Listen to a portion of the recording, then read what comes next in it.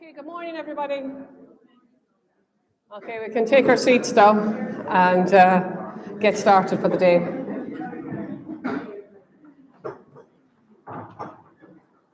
Well, first off, it's my great pleasure. Sorry, I'm Teresa Lillard, Deputy Secretary of the Department, and it's my absolute pleasure to welcome you all here this morning and to actually have you here attending our event. This event is very important to the department. It's one of the things we do every year, which actually gives us an opportunity to meet with you and spend time with you, but also gives you an opportunity to talk to us. Now, I want to thank those of you who have travelled. It's not easy to get to these events. I know it's not easy to be here on time, so appreciate all that. And I know you're very busy and you have very high responsibilities in your lives, and there's a lot of things that could keep you away from today. So I'm doubly pleased that you're here with us. I also want to extend a welcome, I don't know where the camera is, but to those who are attending us, join us online. And I hope you too get something from this morning. We host this event, the Carers Forum, every year, and it's one of our commitments on the National Care Strategy. So it's something we do under that strategy, but we also do it for the purpose to give carers a voice in policy making. That's the primary objective of this morning, that you get a voice. We place high value on this event and also on other events like the Disability Consultative Forum. Our regular meetings in the community and voluntary sector, which we hold every twice a year, is it, or 4 times, twice a year. And the pre-budget forum, they all inform the department about what's important to you and in our develop our policy, because it's a constant move in relation to what's the priority for people at different times, and this is very important. This event this morning gives you the opportunity to highlight what your issues are, and I never like the word issues, by the way, but what your concerns are and what are the things that actually will help you in the job that you do out there and make it. So with that in mind, we want this to be positive and a worthwhile morning for you and for us as well. I also like that all events like this, they're not just about just the work of it. There's also that you enjoy this morning's event. You come to this, you get a chance to meet others, talk to others, and spend some time with other people that have similar concerns as you have, and similar matters that you can discuss together. The last number of years, we recognise, hasn't been that easy for people. Food and energy prices have increased, although there's a little bit of tiring off on that. And it's very difficult and anxious time and worrying for everybody. And that includes family carers, maybe more so in some ways. We have tried, the department has tried, and the ministers have tried to respond to those needs of the various carers' needs and support and provided to family carers. So a lot of things has got done over the last number of years, but I'm going to leave that later on. The minister will talk extensively on that. Income supports for carers. I'm sure you're wondering, how is it going? It's going very well. Our numbers on carers have progressively increased every year. So more people are getting the carers payments from the department. At the minute, we have 96,670 carers allowance recipients. And that's up about over nearly 12% on 5 years ago. So it's a continually growing scheme. In relation to carers benefit, we have 3,889 now, which is about almost 13% greater than it would have been 5 years ago. So it's continually growing as a scheme, and it is a scheme that people come to and leave. So it's a continually more mobile scheme. Like, people don't just stay on it indefinitely. Things change, sadly, in some cases, and people move off the scheme. Nowadays, every week we receive roughly 420 claims for carers allowance. So there's a high demand for carers allowance. And I just want to make sure that you understand as well, we work really hard to keep those processing times on carers allowance in good shape. We used to be a bit of a basket case back a number of years ago, but we've definitely taken control of that, and that's down to our operation area, and they have to be commended. Presently, carers allowance claims are decided within 6 weeks. In 2020, it was 7 weeks, and then 2019, it was 14 weeks. So, and we are determined, although our target is 75% in 10 weeks, we are very determined to maintain a target up around the 6 weeks, because we feel that's a response that is desirable, but it's also a response that is deserved in some ways, in a lot of ways. Spending, money-wise, in 2024, we expect to spend 1.7 billion on carers payments, and that includes the Care Support Grant as well, or the Care Support Grant that will come in next month in June. I also want to recognise the commitment of those support groups that work for carers. You work on carers issues day in, day out, and you bring a lot of value to the carers and to us in relation to us. And I have to also acknowledge and be grateful to both the carers organisations for helping to organise, that's Carers Alliance and Family Carers, for helping us to set up today's event and being part of it and working with us on making sure that this morning is successful for everybody. Later on, Carers Alliance will be presenting on an online carers support group. The presentation will focus on the establishment and development of the group on the first weeks of COVID-19 lockdown to a group which consists of over 8,000 members, which is substantial. Zoe will outline the evidence base for the group, including recent research published through the University of Limerick, which shows the positive impact of such peer-to-peer support to its members. So it's a very important piece of work. Family Carers Ireland will present on the Caring Employment Programme, which is funded by the Department of Social Protection through the dormant accounts.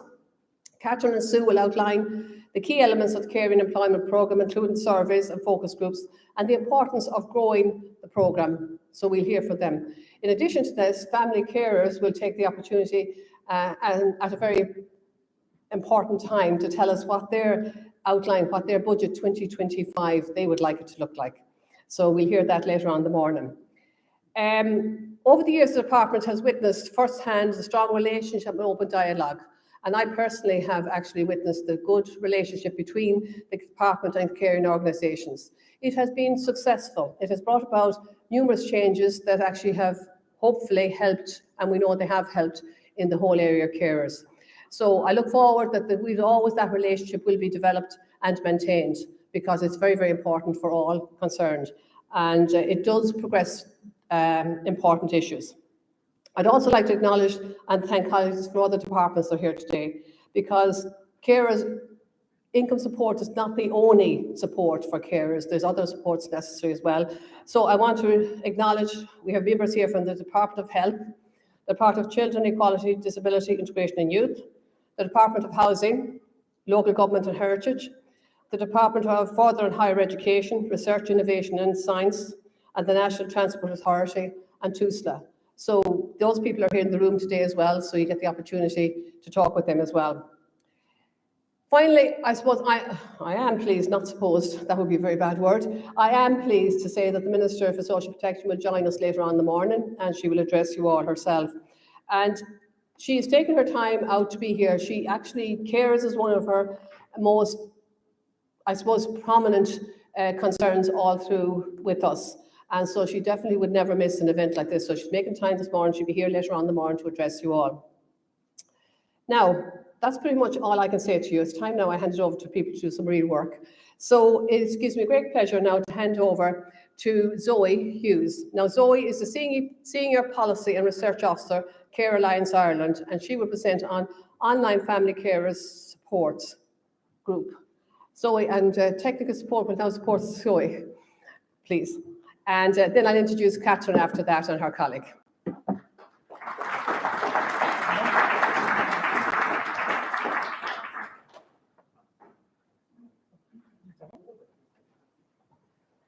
Morning, everybody. My name is Zoe, and I'm the Senior Research and Policy Officer with Care Alliance. And like Teresa said, I'm going to be speaking about our family care online support group. 4 years on from the time that we don't speak about, which was COVID-19, but unfortunately I'm going to have to talk about it a teensy-weensy bit. Speaking of the origin of the project, so again, I don't want to re-traumatize everybody, but we did have some problems in March 2020 when COVID-19 hit. And as you'll all remember, a lot of services, most of the services kind of had to cease overnight, particularly services for people with disabilities and family carers. And it was a real time of confusion, misinformation, and there was a lot of rumors and hearsay going around. And we really decided that we needed to have a place for family carers to go to get accurate information that was right for the region, that was right for Ireland, as opposed to international information. And just have a place that family carers could go to get that information as quickly as possible. So we responded and we set up the Online Family Care Support Project, which I will admit was a name that was chosen quite late in the evening. So it's not the sexiest name. We possibly could have done maybe some research and got a bit of a groovier name to keep us going for the last 4 years. but the project has been very successful. We're very proud of it. So, you know, the naming possibly could have been a bit more jazzy, but here we are. But the initial aims is really, and the objectives are what's more important than the name. So, like I said, we wanted it to have reliable, trustworthy information in a central place, and to facilitate peer support between family carers. So it wasn't just about experts coming in to say what family carers needed to hear, but also to learn from family carers and help them learn from each other, because there's always a huge level of knowledge that is built up over time within family carers themselves, and to facilitate a sharing of that online when in-person supports and support groups weren't able to function was something that we were really keen on. But we do signpost to other services and other organizations. So those were kind of our three main aims, to try and get as broad of a support network and support service going as we could online during COVID-19. We have two main objectives, was to increase the overall well-being of family carers in Ireland, and to also reduce the negative impacts often experienced, like loneliness and social isolation. And like I said, during COVID-19, those were two things that were really a concern for lots of family carers and lots of all of us in general. You know, we all experienced social isolation and loneliness throughout COVID-19. Sorry, I've got, you know, the way I have the what you guys are seeing, and then I have my speaker notes, and I was looking at the speaker notes thinking I was one slide ahead. So this is what I thought you were seeing. So this is, if you search for us on Facebook, because we are a group that works on Facebook. So that's what you'll see. See, this is what happens when you're very effusive and passionate about things. You knock stuff over, and I'm really trying to keep an eye on my water glass so that doesn't go everywhere, because there's a lot of tech up here that I don't want to be responsible for. So if you search for us on Facebook, the Family Care Online Support Group, Republic of Ireland, again, not the jazziest name, but this is what you'll see, so you'll know that you're in the right space. So, but why did we choose Facebook? Why did we go with Facebook? Well, first of all, it was fast to set up a group on Facebook, and it was free, which was very important for us as we had no budget at the start of this project. We wanted to go where the carers already were, and you can see in the slide there that there's a lot of people, particularly within the age groups where family carers tend to gain their family caring responsibilities. A lot of people in those age groups are already on Facebook. So we wanted to go where carers were, rather than request a separate login, a new website to remember. So we went where the carers were. It was really important, and we say this all the time, that, you know, Facebook groups have something of a bad rep for perhaps not being the nicest or most welcoming place, but we're not a Facebook group in that way. We're a group that uses Facebook. So we're professionally moderated, and we're a funded support group that just, we happen to use the Facebook platform because it was the best fit for us. When it comes to Facebook, obviously we need to make sure there's lots of privacy and oversight. We keep the safety of our members and the people that they care for first and foremost in everything that we do. So it is a private group, and that means it's the highest levels of privacy settings for Facebook. So if you go onto the Facebook group, you won't actually be able to see any of the posts, you won't be able to see who's a member, and you won't be able to see any of that until you join.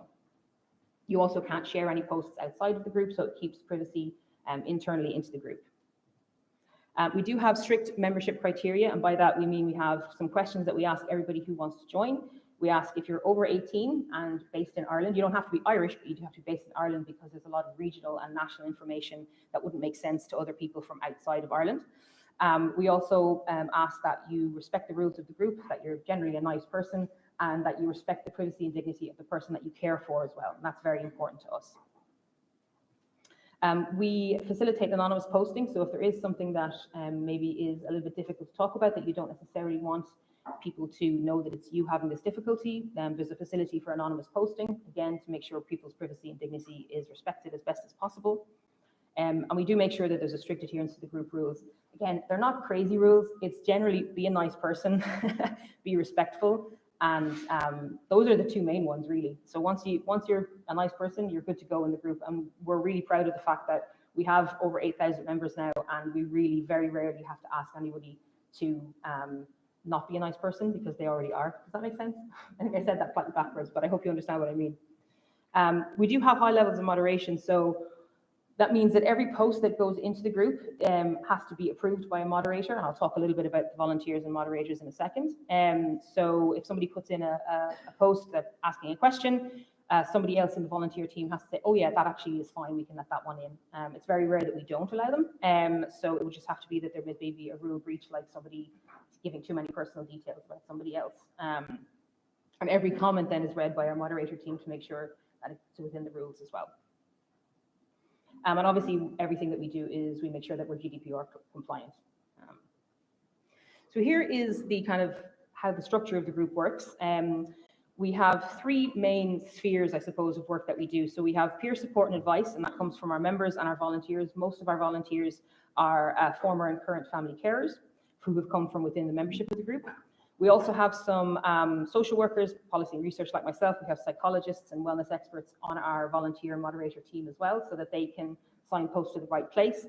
And if we need to signpost, obviously, outside of the group to get information, we do that too, to Family Carers Ireland, various other organisations as relevant. And then we have our social activities, which is a big part of the group too. So we have a book club, we have a gardening club, we have quiz nights tomorrow night. For anybody who is in the group, tomorrow night is our Disney quiz. I'll have to dig out my Mickey Mouse ears from somewhere. I'm not entirely sure where they are. But so if you come along and I look like Mickey Mouse, that's why. We have a coffee morning, we have educational talks, and we give out some care hampers as well throughout the year. When it comes to moderations, though, we want to make sure that we support our moderators. And so we have a separate group on Facebook that is just for our moderators and volunteers. And it's really a place to discuss any challenging issues that come up that we're worried about within the group in a safe space, just as us as a team, to make sure that we all are on the same page about appropriate responses and how to respond to people's requests for information or support. We share resources as well about how to be a good moderator, how to be a good supporter within an online group. We have monthly Zoom meetings as well as a team, just to make sure that everybody's on the same page and everybody's happy with how the group is going. And then we also have space for volunteer support for our volunteers ourselves. If you're, some of the issues that come up in the group can be quite difficult, can be quite challenging, particularly if so many of our team are themselves family carers or have been in the past. And so there might be certain topics that's kind of like, I'm not actually going to take that one, I'll let somebody else take that one because it's a little bit too tricky for me at the moment. So that's how our volunteers work.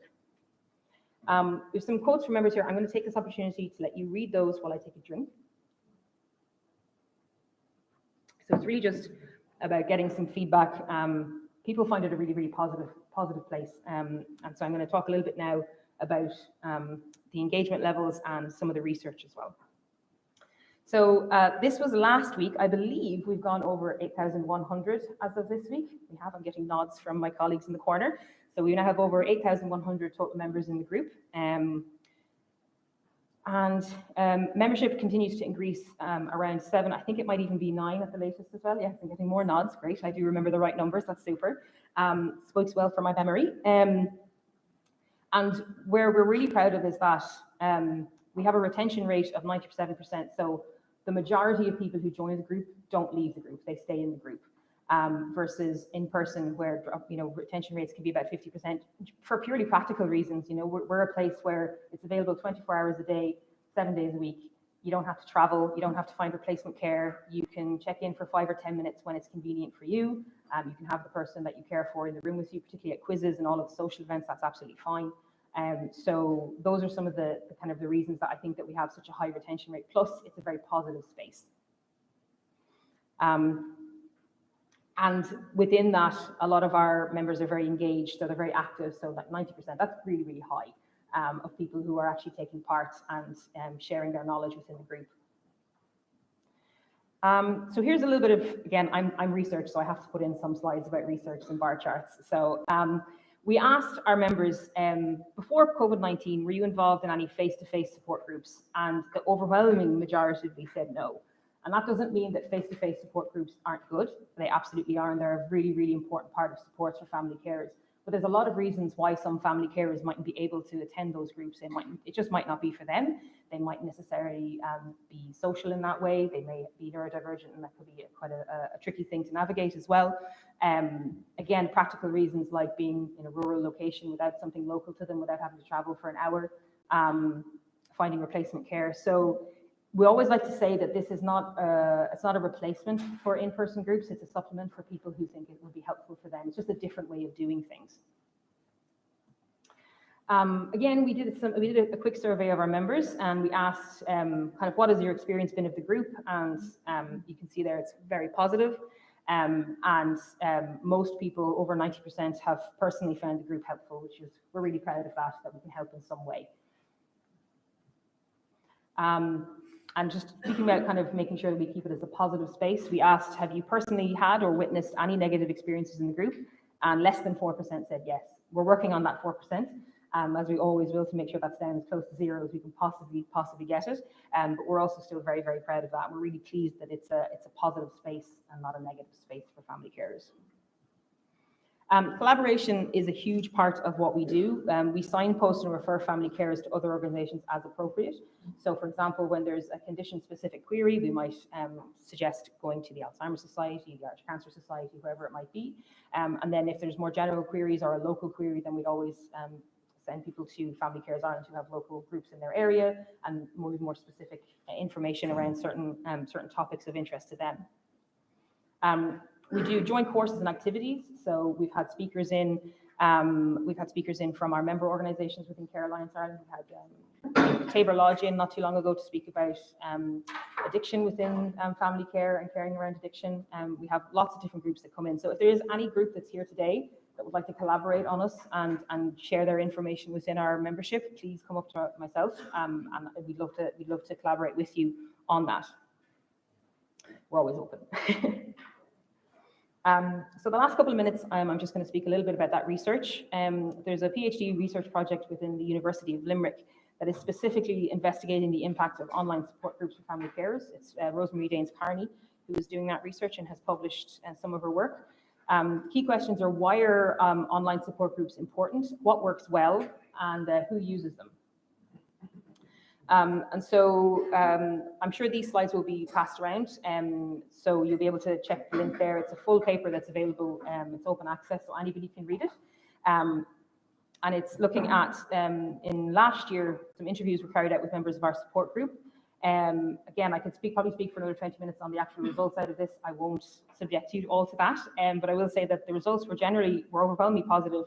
And it was very clear from using research methodologies that being a member of our online group support group does have a positive impact on our members, which was, again, really good for us to know that there's an evidence base behind what we're doing. We kind of set it up with a gut feeling, knowing it would probably be a good thing. And it's just nice to have that evidence from an independent person who's coming in to do that research with us to show that actually, yes, our gut was right and we're doing it well. And it's thanks to the various funding that we're getting as well, that we can actually do that. So our initial funding in 2020, we were doing it without funding for a little while, then the Community Foundation of Ireland, the National Lottery, came in 2020 and gave us some funding to run certain aspects of the group. And then we were very pleased to get HSE recurring funding granted in 2021. And so to make sure that the project is sustainable for the future in particular. We have submitted a business case to the HSE for enhanced funding for 2025 and beyond. And this is kind of our core argument here, is that we address 3 problems that may occur for some people accessing support groups. So the first one is accessibility. Our group is obviously accessible online without the need to travel or find replacement care. Problem 2 is waiting lists, which can be a big issue. We don't have any. Anybody can join once they meet our criteria, like I said, of being a family carer based in Ireland. And the cost, given our numbers and what we are able to do, our project costs about €20 per client per year to support, which we feel is pretty good, actually.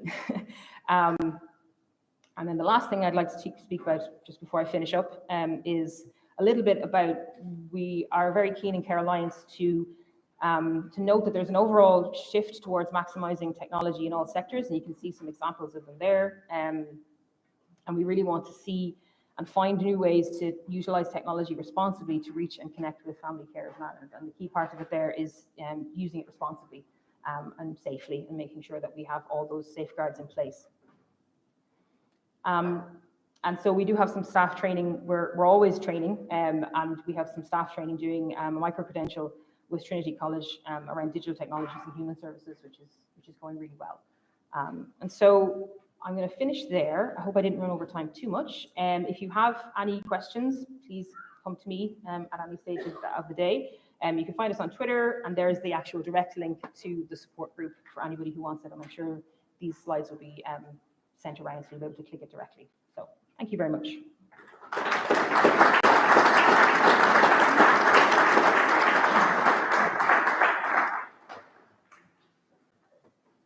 Thank you, Zoe. That's actually very, very informative and very interesting piece of work. Now, I'd like to call on Catherine Cox, Head of Communication and Policy, and Sue, I beg your pardon, O'Grady, Marketing Manager, Family Carers Ireland, and you present on building a community of caring employers. Yeah. Okay, over to you. Thanks, Teresa.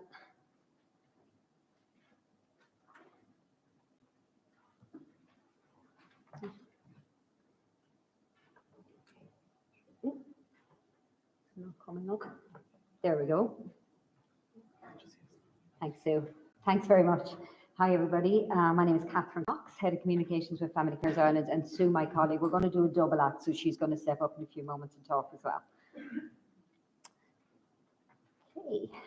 Okay, so first of all, we're going to talk a little bit about Carer Pathways. And Carer Pathways is a project that's funded by Dormant Accounts, and it aims to upskill and empower family carers to either re-enter or remain in paid employment with the support of targeted interventions.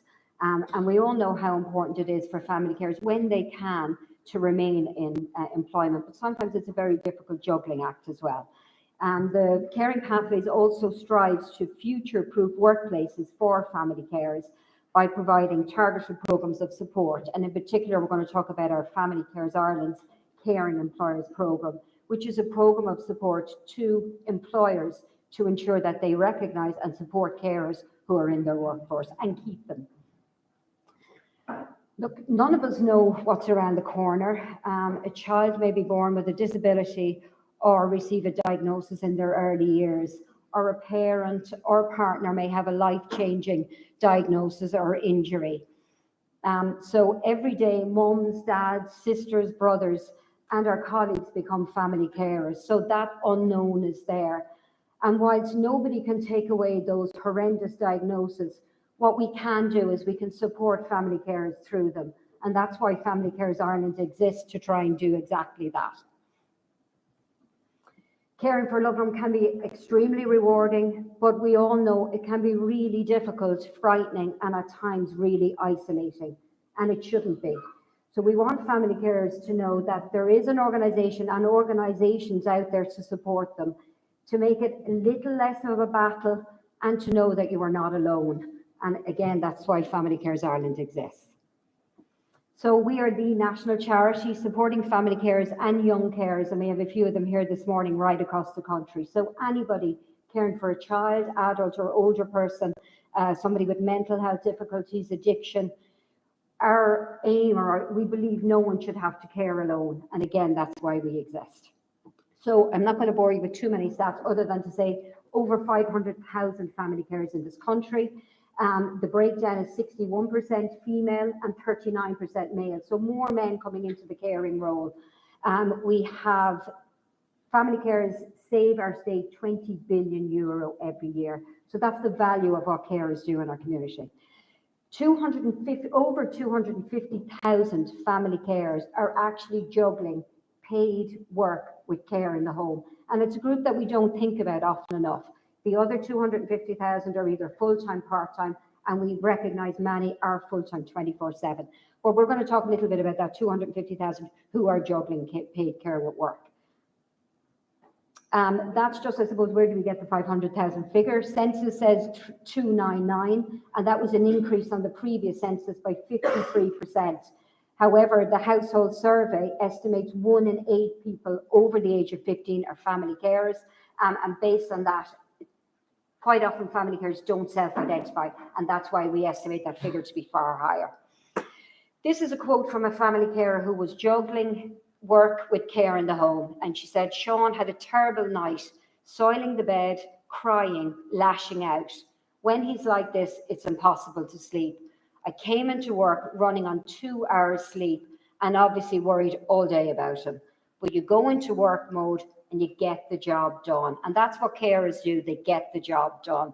And that carer said it's a break and enjoy it. So that shows how that social connectivity when you're in work can be really beneficial to family carers if they're in a position to do that. So keeping carers in work, in paid work where possible, is vital to their career goals, for their financial security.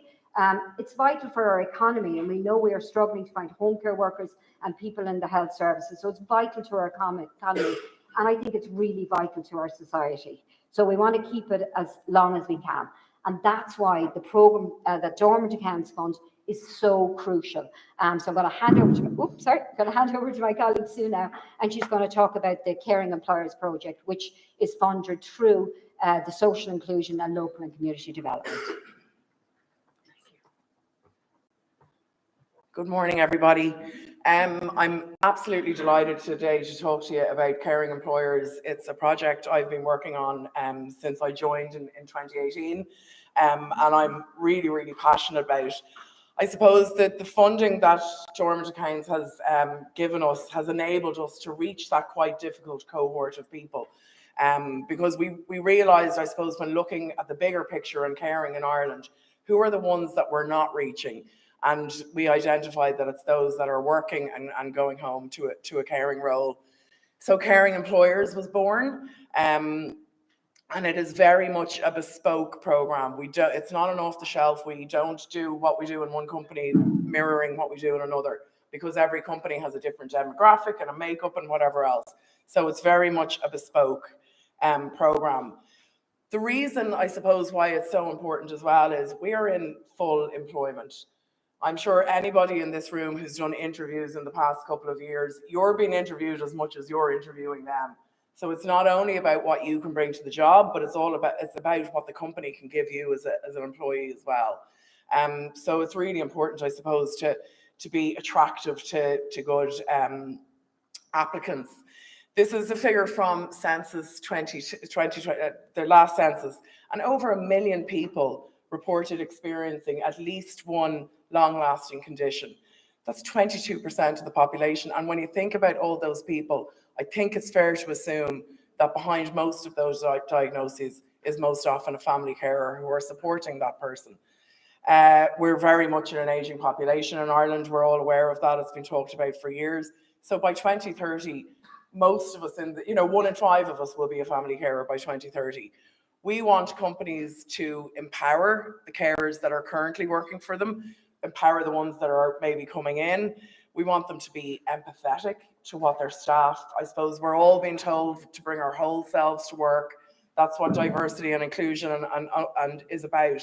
But it's really important that carers are recognised within D&I and within HR as well, because it is about, I suppose, looking after the people that work for us. It's about offering them flexibility, and I suppose with that comes loyalty. People feel safe about identifying to their bosses or their managers, and there's an understanding there between everybody in relation to caring. So our programme works, I suppose, in 3 phases. Phase 1 is very much what we call the discovery phase.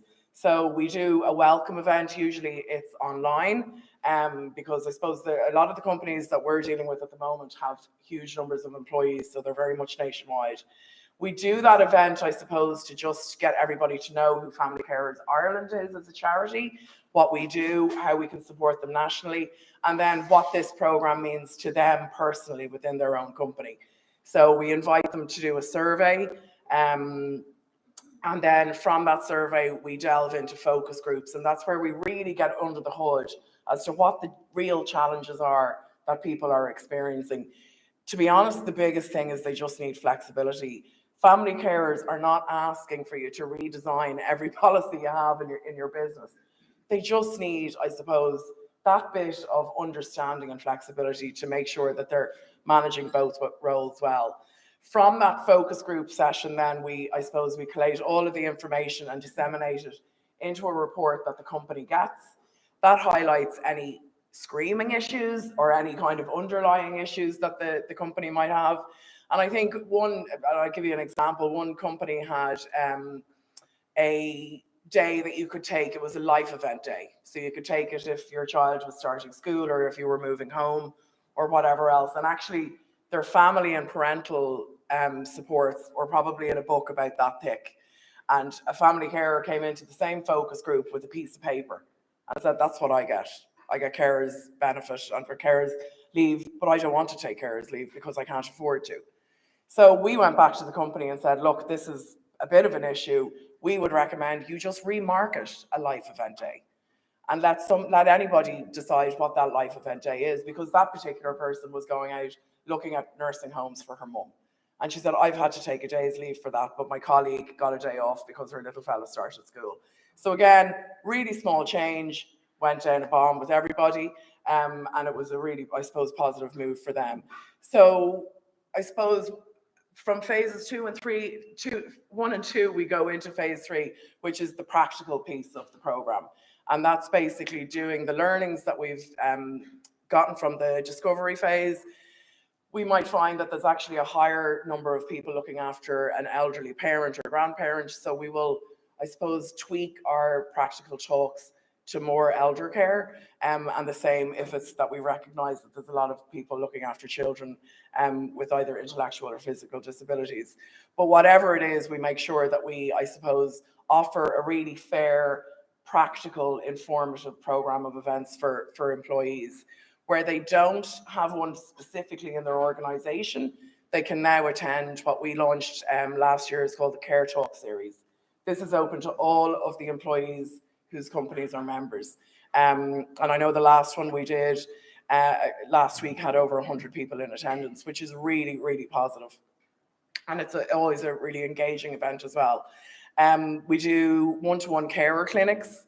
And again, that's just making sure that, because usually, and this usually comes out within the focus groups, people are so relieved that this topic has been talked about in work, that they kind of feel this sense of relief and go, okay, God, I am caring. And I'm finding it really, really hard. And my boss isn't supportive at all. So look, we take them offline, these pesky microphones, we take them offline, and we'll obviously then put them, I suppose, in the channels that Family Carers Ireland has. We're big on carer-led policies as well. We do a lot of guidance and advice with thanks to Claire Duffy. And it's really important that we see companies actually looking at their policies now. They never looked at them before. And I think, look, the C word, the big COVID word, has 100% changed that, because none of us could hide, I suppose, behind our front doors anymore. We were all Zooming and doing Teams and everything from our bedrooms. And if you were in a family caring role and that person was at home all the time because the day services were closed, there was nowhere really to go. So I think we were kind of made admit what was going on behind the closed door. And that's a good thing. And we have to just, I suppose, make sure that we continue the conversation. This is just a report from 2 of the organisations that we work with, and it was 54 respondents. And interestingly, it was half and half in terms of gender, which is quite, I suppose, indicates that the gap is closing. And I must note that we have to update our infographic based on Teresa's stats this morning on carers allowance and whatever else. But the average age was 49. If you think the average 49-year-old is probably in a mid to senior level role, a third were caring between 2 and 4 years. And this is the big figure, 63% were always arranging or coordinating care and support on medical appointments, prescriptions, and other sources of support. That is the biggest bugbear for working family carers, or those, I suppose, in full employment. It's managing all of the appointments. And look, a lot of people are going to know that they have X number of appointments during the year. The addition of the EU Work-Life Balance Directive has been amazing, because it does, I suppose, try and alleviate that gap. We would find family carers are taking an average of 9 days of their annual leave a year on appointments. And that's because of the very type of people that they are. They don't ring in sick. They don't want to, I suppose, hassle their boss with going, I'll come in for a half day and then I'll be gone. So they just take a day and go, it's easier for everybody if I do that. We don't want them to do that, because your annual leave is supposed to be, I suppose, to recharge the batteries and have a break from work. So we'd obviously love to see that leave paid. going forward. And we've actually seen most of our caring employer members commit to paying that. And some of them have actually doubled it to 10 days, which is absolutely incredible for family carers. We do people manager workshops, I suppose, and one of the things we say when we go into an organisation, this will not work unless your people managers are on board, because it has to come from the top down.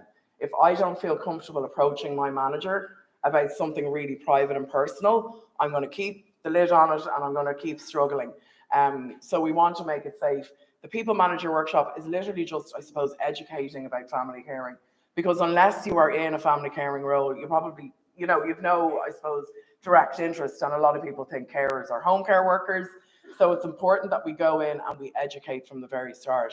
And then we have literally a shopping list of practical topics and supports that we offer, from carer rights and entitlements, which again, Claire Duffy does amazing webinars for us on that, to things like, and again, this actually came through a lot of the research that we did, we're having huge problems in the family unit. We don't know how to cope, because some people might decide, let's put dad in a home. Someone else is saying, we want to keep them at home.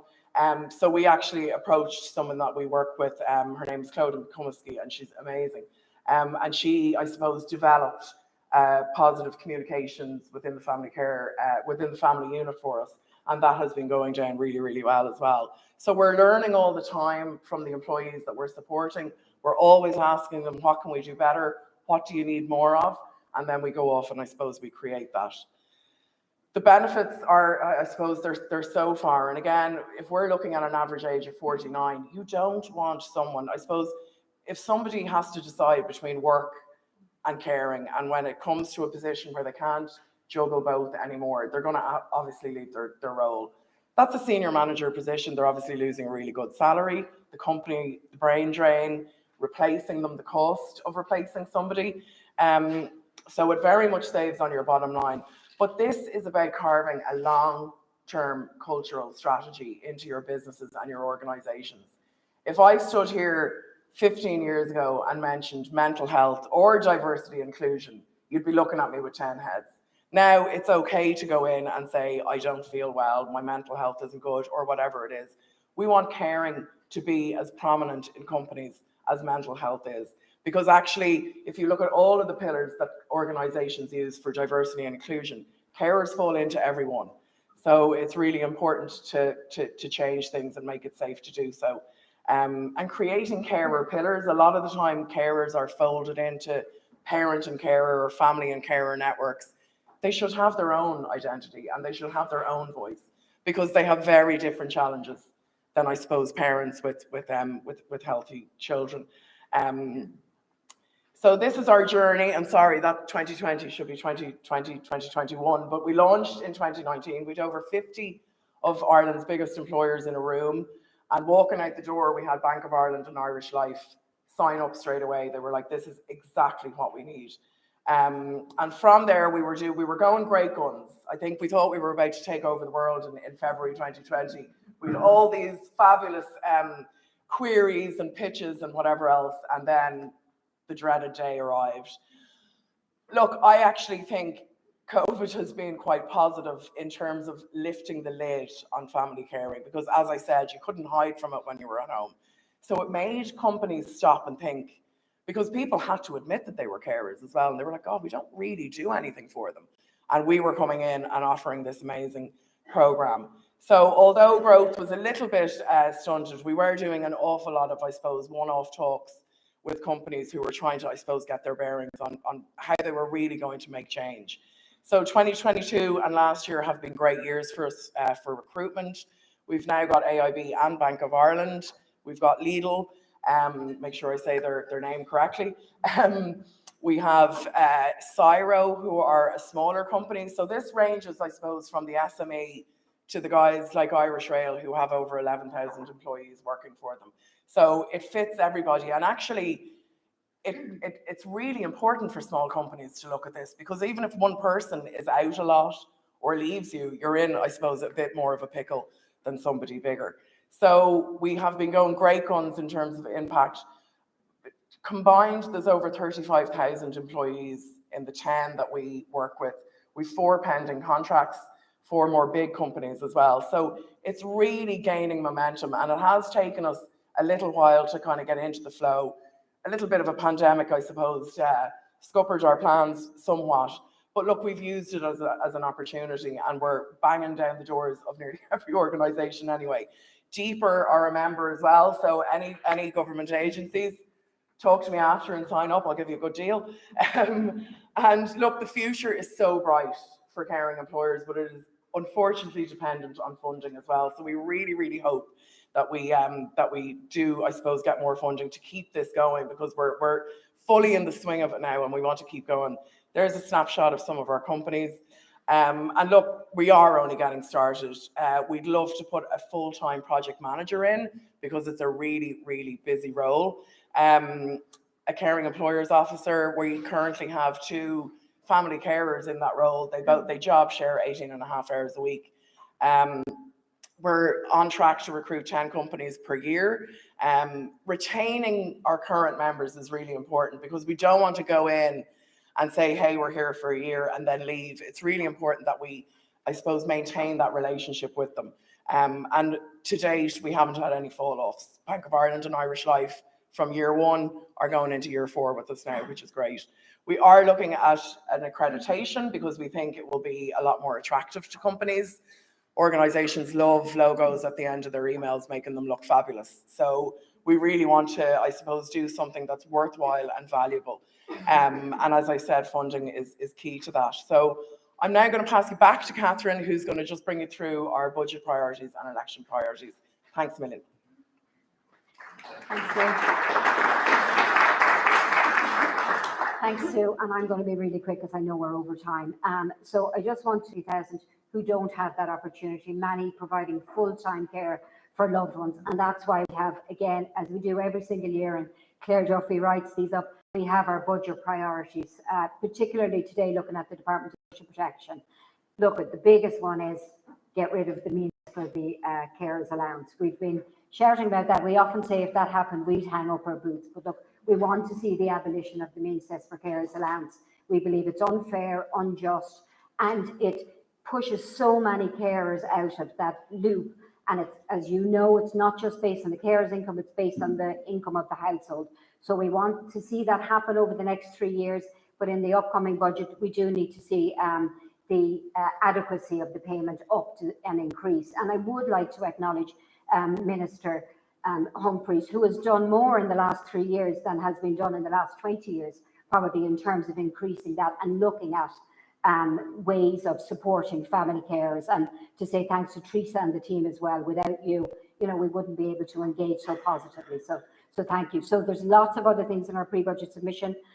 We want to see carers benefit increase. We want to see the care support grant, because that's a grant that's not means tested. We need to see that increased as well. I'm not going to go through all of them, other than to say there will be lots of them there. And to say, because we have people from health here today, housing, we will be doing up separate pre-budget submissions and ask for each of those departments. And I'm going to finish on this slide. We did some research, our state of caring research. The results are out in June this year. But the biggest issue for so many carers was reform of the carers allowance. Biggest issue for carers. Next one, respite breaks, which is no surprise for anybody. So for the people here in health today, please listen, and we look forward to putting in our pre-budget submission. My very last point, we look forward to receiving the next round of funding from Dormant Accounts and continuing the work that we've done. Thank you.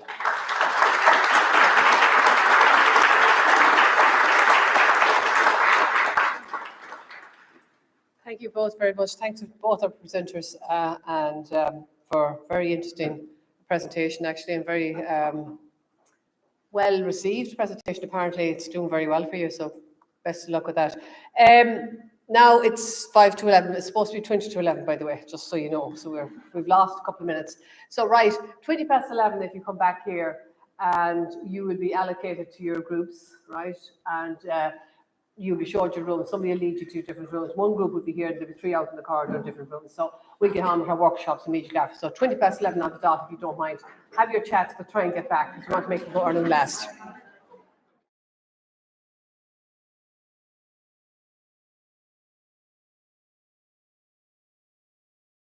In your seats, because we have the online people waiting for us as well. Thanks very much.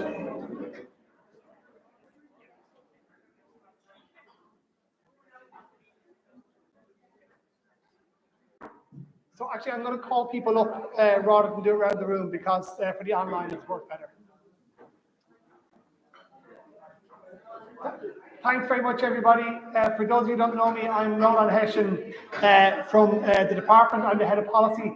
So we're just going to bring the online people back on now. So I just for a second give you the thumbs up. So welcome back to those who are joining us online.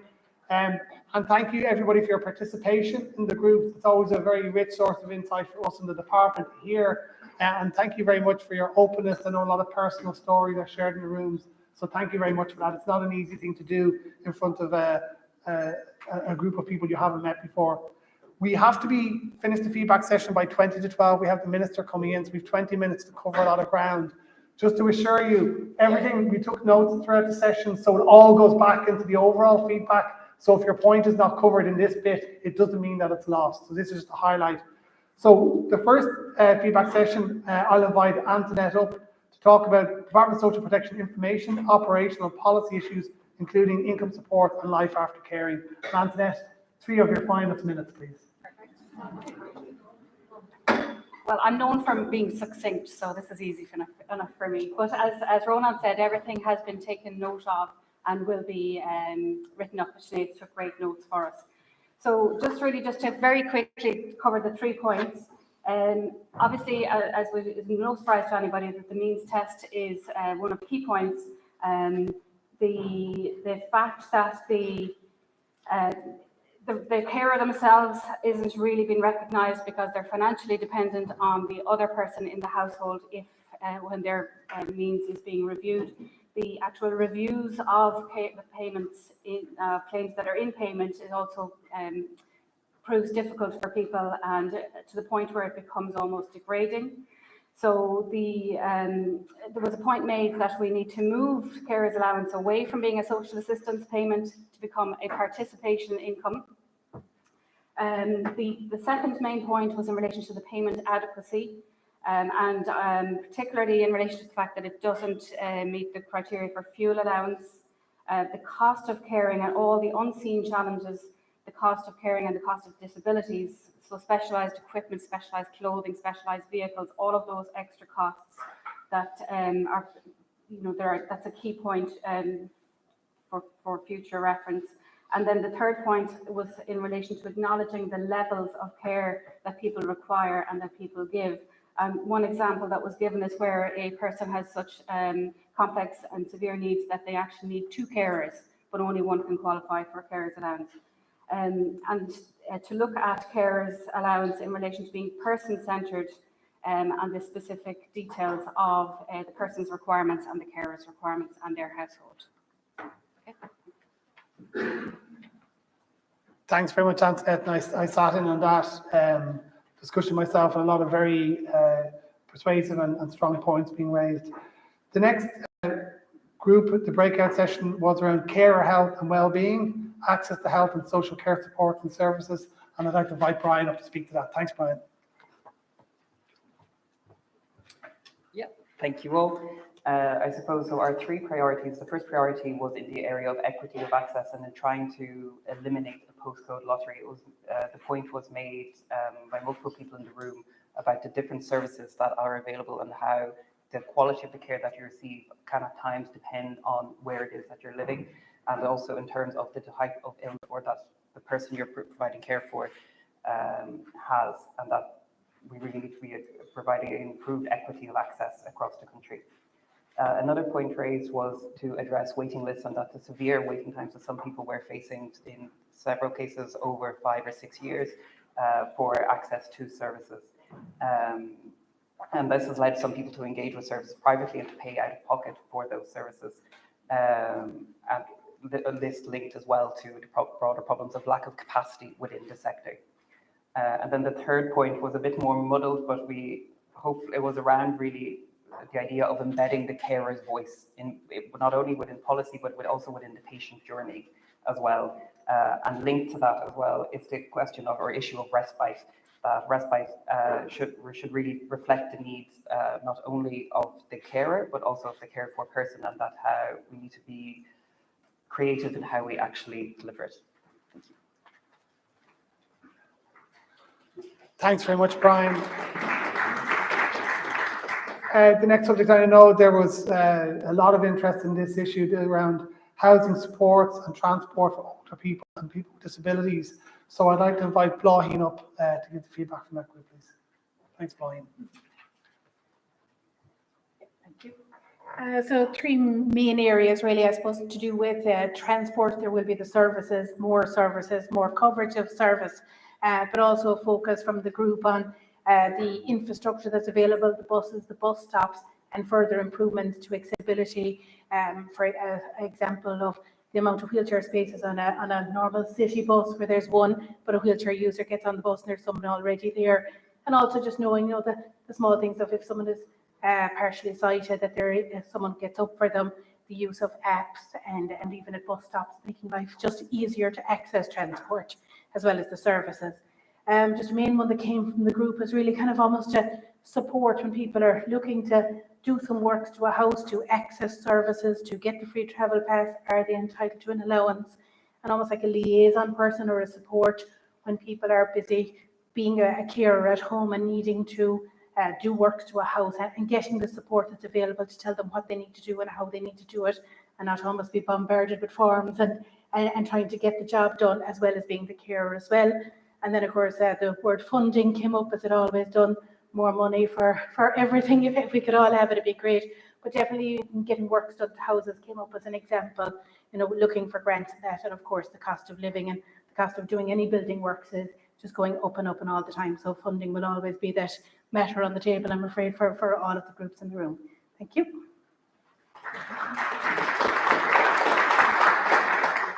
Thank you, Bláthín. The next area for feedback will be Elaine is going to talk to us about supports for young carers.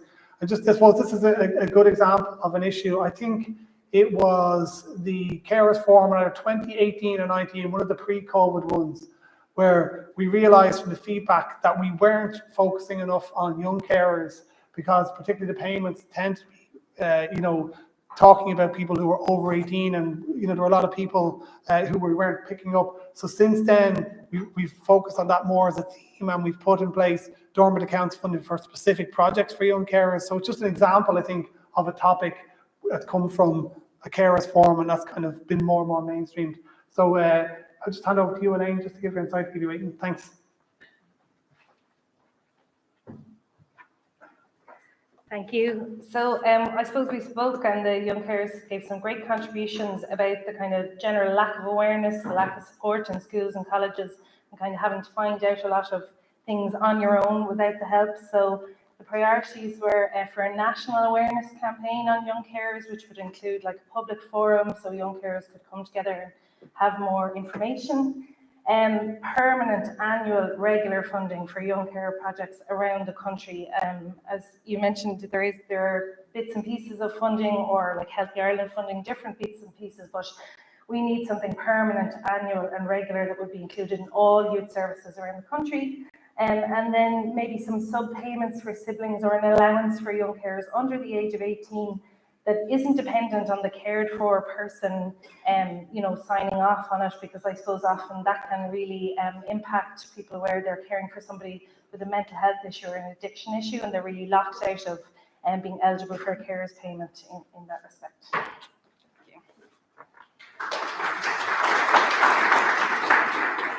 Thank you, Elaine, and thanks again to Antoinette, Brian, Bláthín and Elaine. A few minutes, we just want to allow a little bit of time for people to absorb what they heard, because everyone had their own workshop and hadn't heard the other workshops. So just for discussion at the tables, we have about 5 or 10 minutes just while we're waiting for the minister to arrive, just for discussion at your tables about any of the issues you heard, anything you feel wasn't picked up, anything you picked up from the other workshops that you think might be relevant. So we'll just allow a few minutes for that, please, and then before we resume. Thank you. Fair play. I just said there, we totally have a little conversation with yourselves, and I see you took to it really, really well. So that's great. Now, it's with great pleasure I'm going to introduce the Minister for Social Protection, Helen Humphreys. She's here today, and she's rushed all the way down the country to be with you. here this morning. So I'm not going to go around, just to say that in fairness to the carers, our minister has been very, very supportive over the years, and I've no doubt will be pushing us to be equally so into 2025. So I would hand it over straight away to the minister.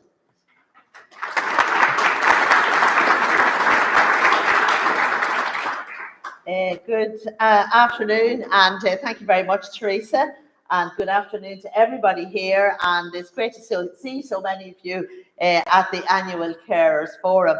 I hope you've enjoyed your day so far, and that you have engaged in some interesting discussions with colleagues, because there's always loads to talk about when we sit down at the table. Everybody's quiet initially, and then the conversation starts to go, and you start to bounce ideas off each other. Can I just say that I know as Minister the the important role that you all play in our society, and my colleagues and I in government remain committed, fully committed, in trying to do all that we can to support you. We have made this commitment both in the programme for government and indeed in the National Carer Strategy.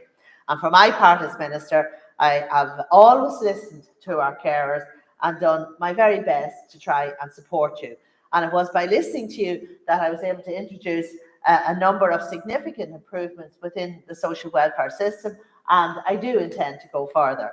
As you know, the main income supports provided by the Department of Social Welfare include Carers Allowance, Carers Benefit, Domiciliary Care Allowance, and the Carers Support Grant that you're going to be getting in a few weeks' time. Spending on these payments in 2024 is expected to be in the region of €1.7 billion. The Carers Allowance is the main scheme by which the department provides income support to the carers in the community. And in fact, there's been an increase of over 50% in the number of people receiving Carers Allowance since 2015, with over 96,400 people currently supported by the payment. I've met and actively listened to family carers and the carers organisations.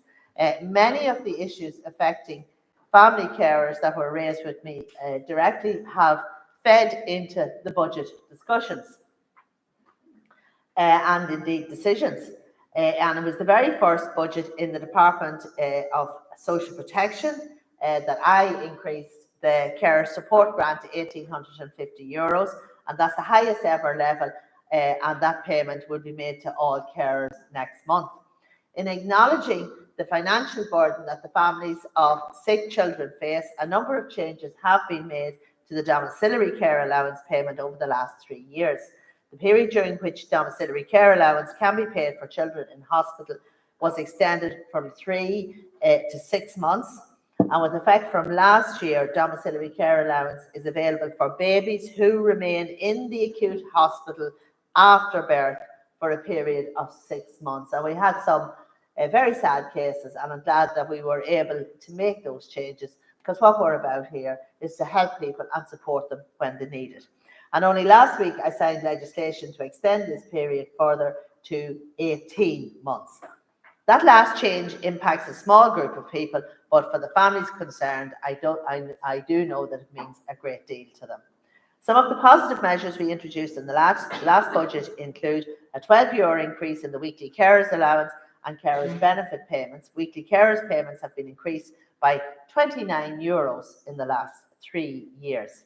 I've also increased the domiciliary care allowance to €340 per month, and this payment has increased by €30.50 under this government. The past year or so has been difficult for many families in Ireland with the rising cost of food and energy bills. And I acknowledge these increased costs are difficult for carers, and I made sure that they were prioritised in the government's response. And to date, we provided a €400 payment for people receiving the Carer Support Grant that was paid in November of 2023. Carers received the Christmas bonus double payment, and a further double payment for carers was paid earlier in the year. In the coming months, government will begin the process of once again devising the annual budget.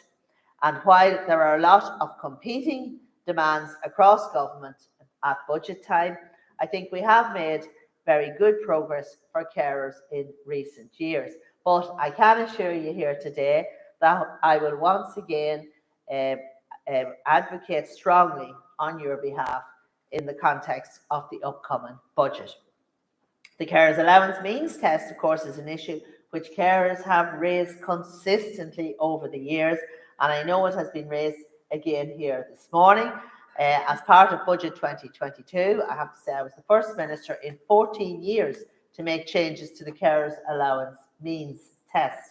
I increased the weekly earnings disregard to 750 for a couple and to 350 for a single person. In addition, in Budget 2022, I increased the amount of savings disregarded in the carers allowance means test from 20,000 to 50,000. And as part of Budget 2024, I have made further changes, and from next month, a couple can have weekly earnings of €900 per week and still qualify for the full carers allowance payment. This change to the means test will help more carers to qualify for a payment. While carers allowance now has the highest income disregards in the social welfare system, I am very conscious that no matter where the line is drawn on the means test, there will always be some families who are going to fall on the wrong side of it. However, I have set up an interdepartmental working group to examine and review the system of means tests for carers payments, and I have asked this group to report back to me before the budget this year. And that group is a number of departments, including the Department of Health and my own department as well. In acknowledging the important role that family carers play in society, I delivered on the programme for government commitment to provide a pension solution for long-term carers. And from January 2024, a new long-term carers contribution scheme was introduced. This significant reform enables long-term carers who have been caring for 20 years or more to qualify for the state pension contributory. And we know this reform is a reassurance and a relief to the many carers across the country who have spent their lives caring for their loved ones. And I think in particular, it's of those mothers, many mothers, who had to give up their jobs to care for a severely disabled child into adulthood, and then they found themselves reaching pension age without any income, and there was no pension. And we were just chatting when I came in through the door, and there was a lady, she had been a carer, and she applied for her pension, and she was able to benefit from the credits because she was a carer. And she went out for a meal, and I'm told she had a glass of wine for the first time ever. Yeah, a few glasses of wine. Well, now, isn't that something? And it's just such a relief. And indeed, I was at an event this morning in Monaghan, and I was speaking to 4th and 5th year students. And this very successful businessman was talking about his journey and how he had achieved on an international on an international stage different successes in the construction sector. And of course, he's from Monaghan. But he told the story, and it resonated with me very much so, about his mother. His mother was a nurse, and at that time, whenever she had children, she had to stop working. And I know we have sorted that out now as well. But the amount of women that have had to give up their work because they had to care for children are so many, and I'm only too pleased that we've been able to support them in the way that we should and in the way that they deserve. And I really want to thank Teresa Leonard here and all her staff for making those changes possible. It hasn't been, it's easy for me to make these announcements, but they have an awful lot of work to do in the background. And I really want to thank Teresa and all the staff and all the team for all their efforts in making sure that this is progressing and we've been able to make a few little tweaks just to make it better and to make it more impactful. And Teresa, thank you for all that you do. Now, we know that the issues affecting family carers are more than the income supports provided by department, and all of you providing full-term care have other varied needs, and the government response needs to be holistic. The programme for government commits to delivering a carers guarantee to provide a core basket of services to carers across the country, regardless of where they live. Since Budget 2021, 2 million was provided on the National Carer Strategy, with a view to improving equity of access to support for carers across the country. This funding contributes substantially towards delivering the Carers Guarantee, providing a more standard package of supports to family carers in every region in tandem with the community and voluntary sector. So 1.9 million of this funding is being channeled through Family Carers Ireland. The remaining 100,000 is supporting the development and delivery of online supports for family carers through Care Alliance Ireland by means of an online support group, which was presented on earlier this morning. I know the Family Carers Ireland have called for an additional investment of 3.1 million to complete the Carers Guarantee, and the Department of Health has undertaken to consider the Carers Guarantee request in the context of the estimates and budgetary process. A family carers needs assessment pilot programme was carried out over a 2-year period from September 2021 to September 2023 in Community Healthcare West.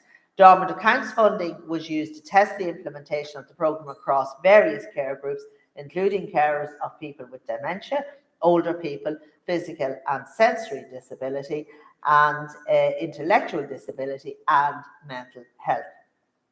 The pilot, which was carried out with family carers, examined the role of the family carer, how caring affects them, and how much care they can realistically provide while still allowing for involvement in other activities.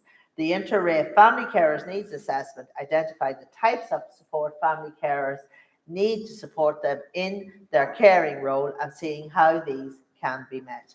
The project's final evaluation report was published in March of 2024. The HSE and the Department of Health are considering what next steps may be required to further support family carers.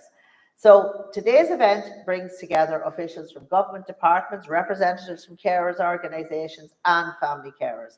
And events like this give us all an opportunity to hear firsthand the needs of carers and those for whom they provide care. And since my appointment as Minister for Social Protection, I have placed a high value on these engagements. I think they're very important, and priorities that were raised at previous events have resulted in concrete improvements for carers over the years. So today's event is part of that continued process of open-ended communication and dialogue, and I really do look forward to receiving the report from this morning's proceedings. I want to thank you for taking the time out to be here today. I know you have huge commitments and you have to make alternative arrangements to be here in this room. So I do appreciate that effort that you make.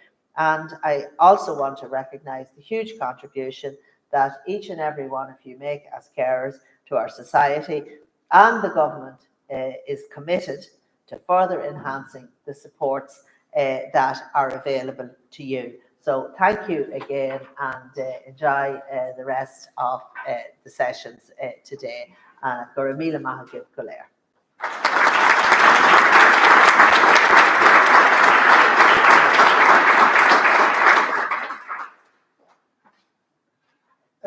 Thank you very much, Minister. So I'm just going to say a few remarks just by way of closing. So again, my name is Ronan Hession, and I'm the Assistant Secretary General with responsibility for working age payment supports, and that includes carer payments. Just to reiterate what the Minister said, we really appreciate you attending here today. We know the demands that you have in your lives, that it's very, very difficult to make it to an event like this. As well, for those of you who've travelled, we do very much appreciate it. I think our understanding of the issues is enriched, not just through our very constructive engagement with your representative groups, but also by hearing from carers directly. And I'd like to thank also those who've joined us online. And I'm really glad, if Zoe was mentioning earlier, there were some small positives came out of the COVID experience. I think one thing is that we've learned how to do hybrid events so we can have wider reach, and I hope that's helped people. Just to say really a few thank yous, I'd like to thank Zoe Hughes from Care Alliance Ireland for the presentation earlier on the online Facebook group, going 4 years. And I hope it is helping with those sort of feelings of isolation, the mutual support. I know something that's come up at previous forums, people have said to us that, and it's funny, we've had different sessions with carers, we've had it with lone parents, we've had it with people with disabilities. And one of the common threads people say when it comes to employment is lack of confidence. You know, that it's not a lot of lack of skill. My wife was a carer for her father who has dementia, and she cared for her late mother as well. And the skills that you need as a carer, the multitasking, the prioritizing, the laser focus, the tenacity, you know, are all things that any employer will be privileged to see in people working in their organizations. So I'm really glad that those projects are helping people to get a degree of solidarity and build up confidence in terms of any plans for returning to work. Thank you also to Catherine Cox and Sue O'Grady for the presentation from on the carer pathways. And again, looking at the employment prospects, I should say, I did mention to Sue, you know, I'm sometimes at my cost a little bit spontaneous. And the first bright idea I had today was, why don't we move the microphones closer? Then you can hear everybody. So all this was my fault. Okay, it's good that people are able to use their hands and be expressive in presentations, but you know, every day is a school day, as they say. But I think the working with employers is really important, you know, and I think we work with employers a lot. I'd say we're at full employment now. Employers are looking for experienced people, looking for you know, looking for people who can bring a different skill mix. And I think I know one of the things I did many years ago when I worked at the Department of Enterprise, I did a review of their flexible working scheme. And one thing you could really see was over the course of a working career of 45 years, which is, you know, how long a person will be out their working life, a person may need flexibility for 5 or 10 of those years. But in response to that, you get to retain very skilled, very capable, very committed people. And I think it's really helpful if employers can take the longer view, because I think the workplace is enriched for it and society is enriched for it.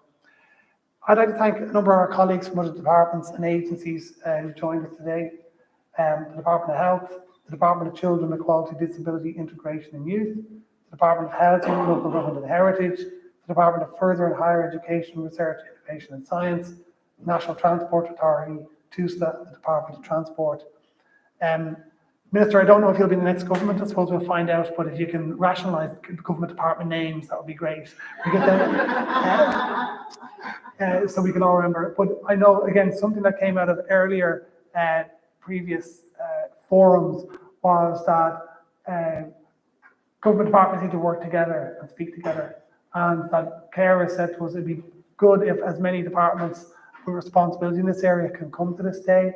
And other departments, in fairness, have listened to that, and over recent years, they have participated, and we're very appreciative of taking the lead on some of the feedback sessions, because that means when government departments sit down together to have these conversations, we're all starting from a higher base. We understand the issues, and heard them firsthand. These are very important days for us. You know, we had a discussion, I was in one of the DSP supports, and I know, Matthew, you've made the point about how does the feedback get into the department. Like, you know, the ministers here, Teresa, myself, Kieran, Antoinette, Sarah, Sharon, like we're the people, Ireland's a small country, the people who are involved in these decisions are in the room. The people who sit down with not only our minister, but other ministers to talk through these issues are in the room. So we do have, obviously we always want to have feedback, and we always want to have formal processes for that. But the right people are here, if you like, in terms of taking on board the points. The means test is a very tricky issue. To some extent, like a lot of organisations, our strength is our weakness. Our strength is we're a Department of Social Protection, so we have a very wide coverage. The weakness is that the solutions we can do are social welfare sized and shaped. And I think we've got to a point over the years with carers, even with moving to disregards and increasing the various supports, where the social welfare system is doing everything we can. And I think the minister has made the point that you need to look wider. And that's what that group's about. We're already working with the Department of Health to see, you know, what other ways can we move that on. But I hope in the meantime, we haven't used that as an excuse not to do things. And over years, budget by budget, we've tried to try and move that on, as the minister said. She's very committed to looking at that again. I'd just like to say a few thank yous to my own team, especially to Sharon Keane, who does such a brilliant job every year in putting this event together. Also to Sarah Waters, who's the principal in the area, Noel Hegarty. To Una, we've two Unas, with a double O and a U and and Alana and Marie and everyone on the team, and in terms of the wider department, also our colleagues in Longford and also our budget team. This is the budget team, by the way. These are the people who have the money, so do speak to them before they leave. I'd also like to just take a minute just to say special thanks to Family Carers Ireland and the Care Alliance Ireland. It's not an easy job to be a representative group, and I know that at times that involves the representative groups having to show leadership and to be a public voice and to suffer some of the pressure of that. But I can assure you they work very hard on your behalf. They are incredibly nice people, which is actually a lot harder to deal with than nasty people.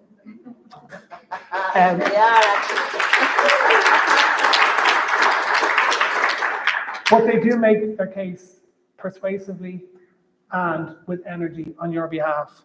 And the department and the minister, we also within government do our best to do that. We understand the realities of government, we understand the limits that are there.